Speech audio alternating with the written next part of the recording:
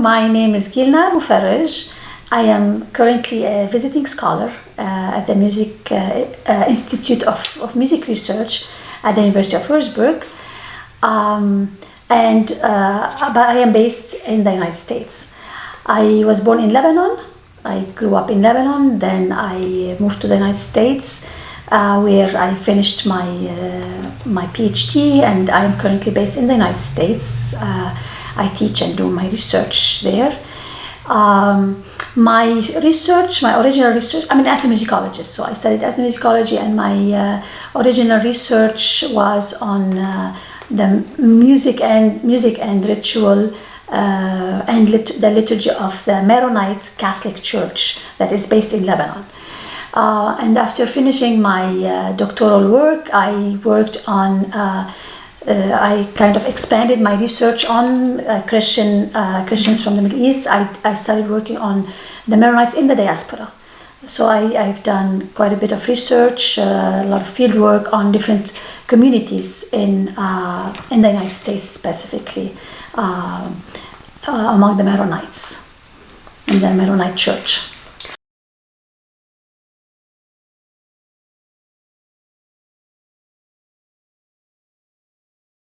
I've been following on the events in Syria, like the conflict, and the music. Music played a big role during the conflict, but I was mainly interested in the role of music among Syrians, especially Syrian children. I started looking into music interventions. Some people call it music therapy. I prefer to call it music interventions in camps in the Middle East among Syrian children, because we know that music helps a lot, in these situations.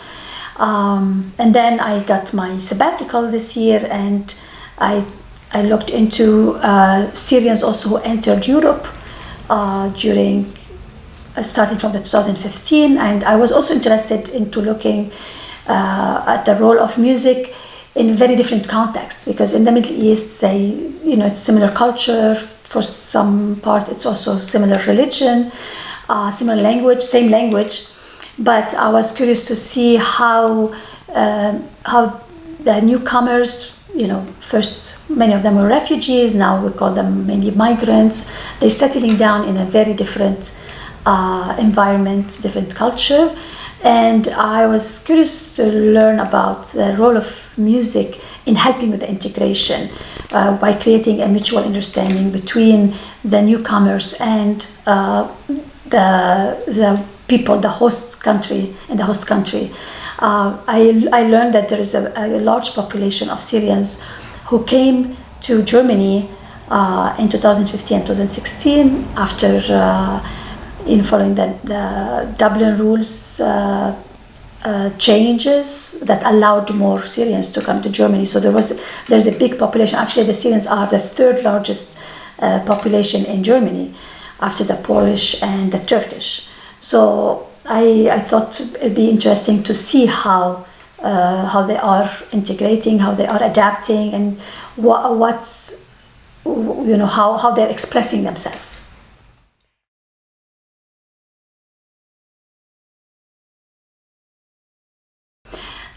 Interestingly, my first encounter was with young adults who I met in the streets where I lived, and we created this kind of friendship or whatever. I mean, we created some relationship. I created some relationship with them. Music really was a tool or a way for me to get into their lives. By asking them, what kind of music do you listen to? They felt like comfortable talking to me, and me speaking their language, because I speak Arabic, was really an easy way to get to them.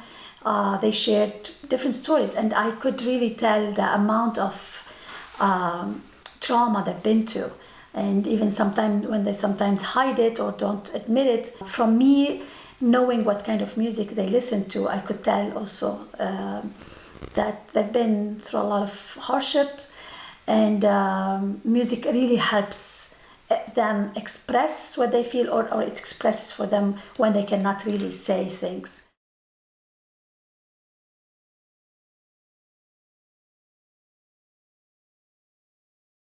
I was trying to look into any community building, because we all know that the newcomers, I mean, they adapt, they integrate, but they also have their specificities. There's something specific to them that they carry with them.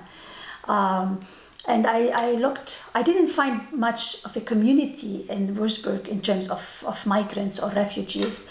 So I reached out to other places, and I found out about a community that's being being established, which is a religious, like the Melkite Church.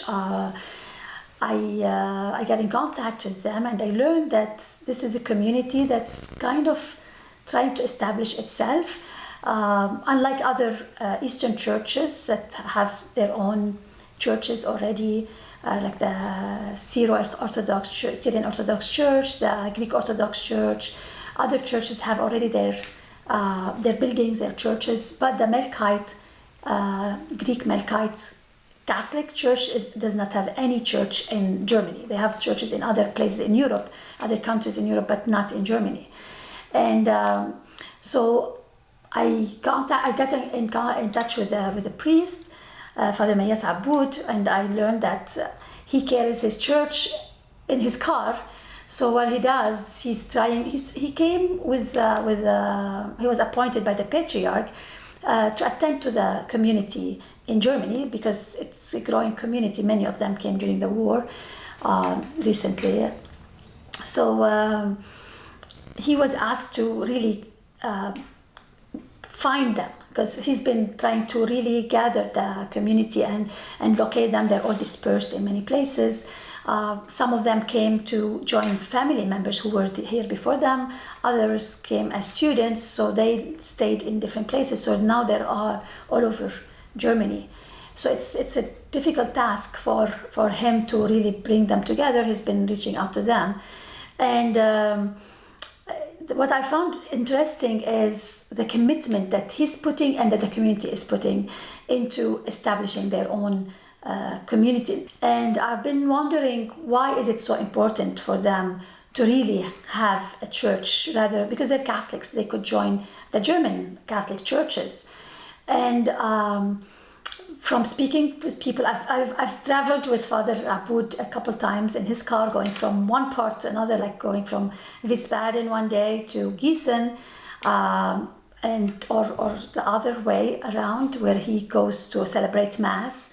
So he goes like one Sunday, one weekend he's in the northern part of Germany. Another Sunday he's in the south of Germany to do it. And people wait for him for those masses, like once a month, twice a month.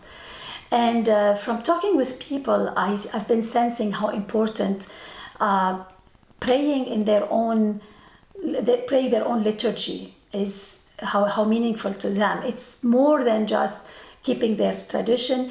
It's also this relationship they have with God when they pray. For example, one lady told me that when she's praying, she speaks to God, and it's hard for her to speak in a different language that she grew up doing. She also told me we have a tradition that's one of the first traditions, to Christian traditions. We have these forefathers who wrote all of these texts. We'd like to really keep this tradition and teach it to our children. So, and the music for them, it really adds to their spirituality. And knowing what they've been through, praying and singing and chanting becomes a real therapeutic part of their journey. It's very important for them to pray in the tradition that they grew up doing.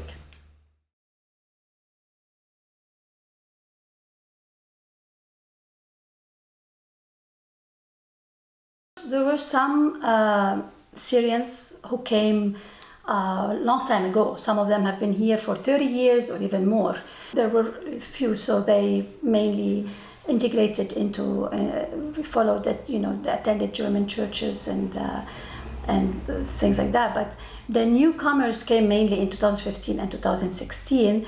Like I said, they either joined family members who were there, so which made their journey a little easier. But it's around that time that most of them have arrived.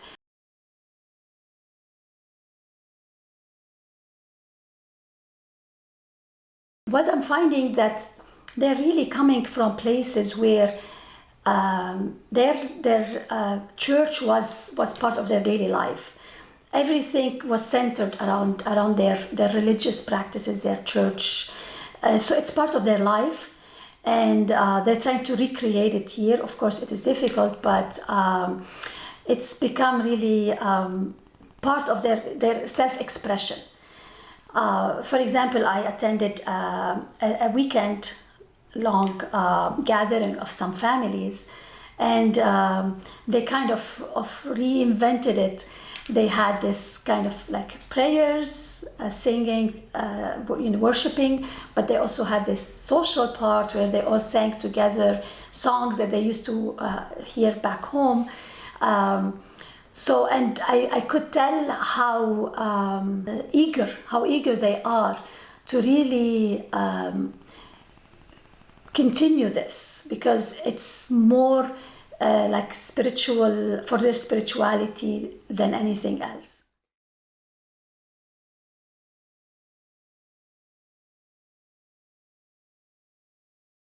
When the priest celebrates a mass in one place, it's always live streamed on Facebook and on other social media, and people wait and participate in the service online. Even the meetings have been holding a lot of meetings online. So that's another way of bringing the community together. Social media has helped them stay connected with back home, their church, with their families also, but I mean mainly for the liturgy. Mm-hmm. Even on their main page on Facebook, they post things that are happening in Syria.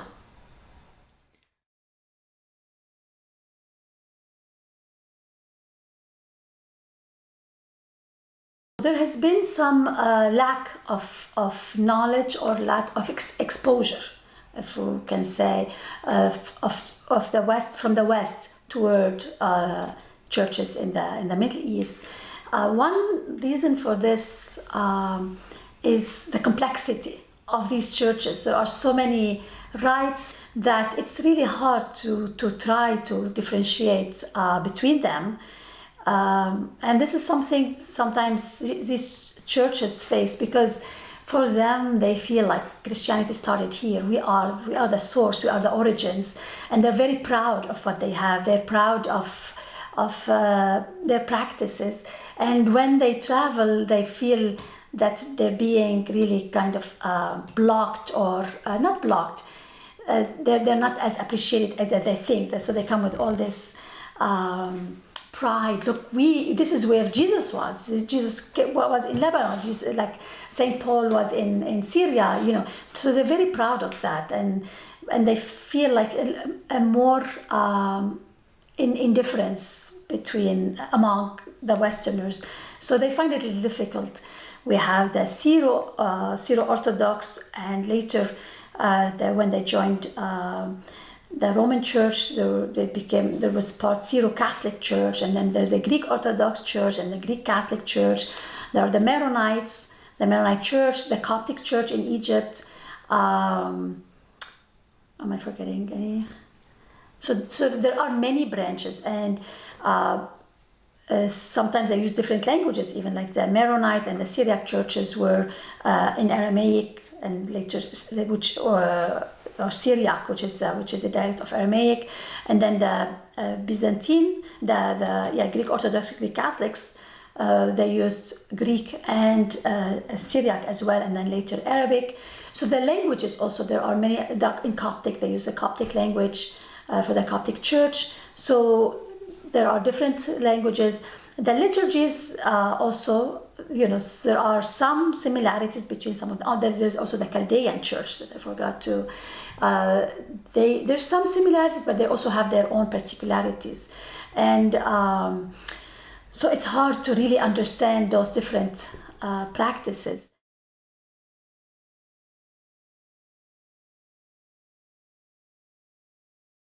It did help me immensely when I started working on the Maronite church, for example. I had easy access because this is my own tradition, knowing the liturgy. I still had a lot to learn, but it gave me access. It gave me a little background to do it. Now with getting into the Melkite church, I'm learning too about their liturgy because to me it's also something new. They're chanting, the liturgy in general. So yeah, hopefully one day there will be more research because these are very, very rich traditions. They will really enrich the Western world by this diversity because there's a lot of things that's common to all of them, but it's also very, very rich. There are very rich traditions that are worth really knowing about. Yeah.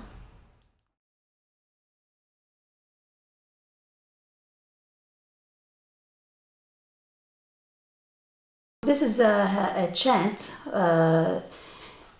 that I was saying in Syriac with its translation into Arabic. You will see that it's the same tune and the same poetic meter, and it's in two different languages. And it's sang, usually performed in the mass, during the mass. The tune is Shito, which is simple. Okay, and this is from the Maronite tradition. هللويا إنونو لحمت حي مرموران من روم العمق نحتتني حبي علمو شلحنبو ملتضلو بصرو واخد الفرتو تحيت باسمتو قابل تنكر صوت مريم أخ أرعوتو وهم زيحن لي بيديهن كهني عالمذبح هاليلويا قابل قربنا.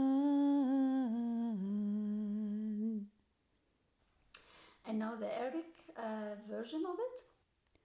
هللويا قال الرب إنني الخبز المحيي الآتي من حضن الآب قوتا للعالم قابلني حضن العذراء الأم النقي العذراء مريم مثل حبة القمح في الأرض الخصبة صرت فوق المذبح قوتا للبيع هاليلويا وخبز حياة.